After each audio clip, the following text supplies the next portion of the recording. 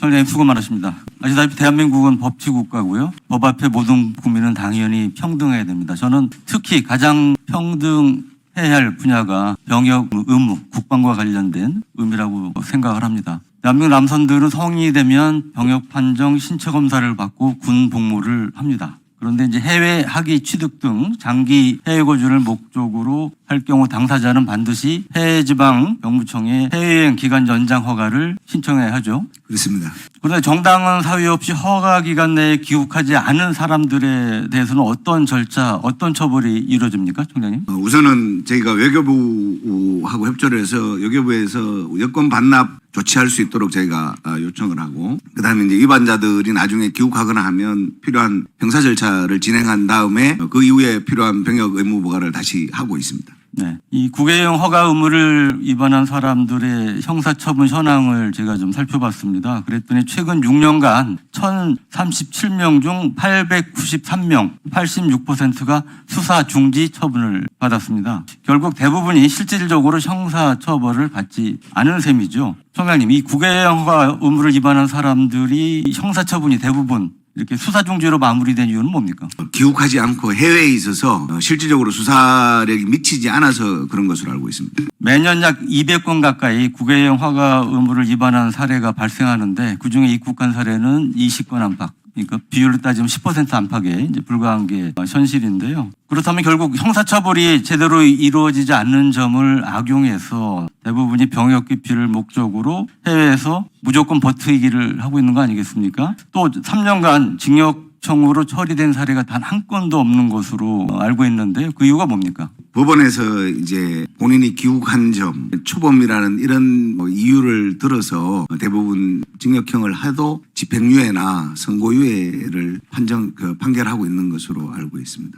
또 현행 이 병역법에 따르면 정당한 사유 없이 허가 기간 내에 귀국하지 않은 사람이라도 만 38살이 되면 병역이 면제됩니다. 맞죠? 그렇습니다. 그래서 이들은 해외에서 버티기 하다가 귀국해서 병역 면제를 받는 경우가 많고 또 국내에 들어와서도 형사처벌을 거의 받지 않는 게 현실입니다. 그러니까 아까 말씀드렸지만 매년 200건 가까이 국외여행 허가 의무를 위반한 사례가 발생을 하는데 그중에 입국자는 20건으로 10% 되지 않고 결국은 무조건 38살까지 버티면 된다는 이 불합리한 이 구조 때문에 생기는 문제인데 이를 개선할 필요성을 느끼지 못하십니까? 유영원 의견에 공감합니다. 저희가 병역 의무를 부과하고 싶어도 38세 이후는 부과가 안 되다 보니까 사실은 그런 현상이 벌어지고 있습니다. 사실 이런 해외여행 허가 위반 사례 중에 제가 볼 때 가장 악성 사례가 몇 년 전에 발생을 했는데요. 그게 은성수 전 금융위원장의 아들 사례라고 생각합니다. 당시 은 전 금융위원장은 병무청 담당 과장하고 13차례나 통화를 하고 이 과정에서 담당 과장이 부하 직원들에게 아들 은모 씨 고발 취하를 위한 거짓 검토 보고서를 작성하게 시키고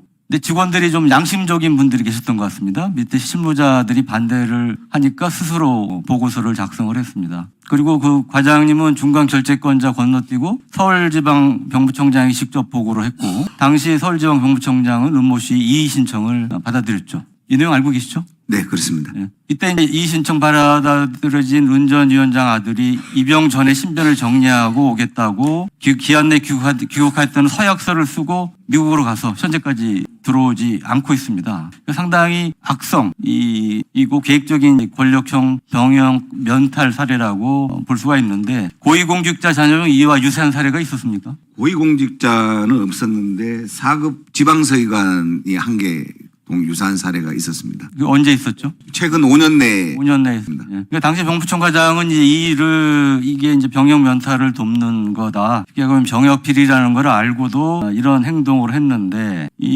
저도 군을 오래 지켜봤지만 이런 사례를 본 적이 거의 없는 것 같습니다. 그리고 서울지방병무청이 왜 이를 용인했는지 이해하기 어려운 상황인데 이에 대해 청장님 어떻게 생각하시고 이 재발 방지 대책은 무엇이 있습니까? 현재로서 이제 해외여행이나 이런 것을 악용하는 것이 상당히 합법적인 사례로 가고 있는데 이 건에 대해서는 지금 수사하고 있기 때문에 수사 후에 필요한 조치를 취하고 해외여행이나 이런 거와 관련해서 병역 면탈 사례를 제가 좀 추적을 해보니까 대부분 다소 유사한 점들이 몇 가지 이렇게 발견이 됩니다. 대부분 전조들이 좀 있습니다. 뭐 연기를 한다든지 이런 것들이 있기 때문에 그런 사례들을 좀 더 모아서 그런 유형의 사람들에 대해서는 해외 허가를 좀 더 강화하는 그런 방안들을 한번 고민하고 있습니다. 네, 저는 부모의 재력과 권력을 이용해서 해외에서 38살까지 무조건 버티면 병역 면제받을 수 있다. 이건 반드시 뿌리 뽑아야 된다, 고쳐야 된다고 생각하고요. 국외영화가 의무 위반자들에 대한 처벌도 더욱 강화를 하고, 그다음에 은씨 또한 병무청에 제출한 서약서대로 약속을 지켜야 성실히 국방 의무를 수행하고 있는 대다수의 젊은이들에게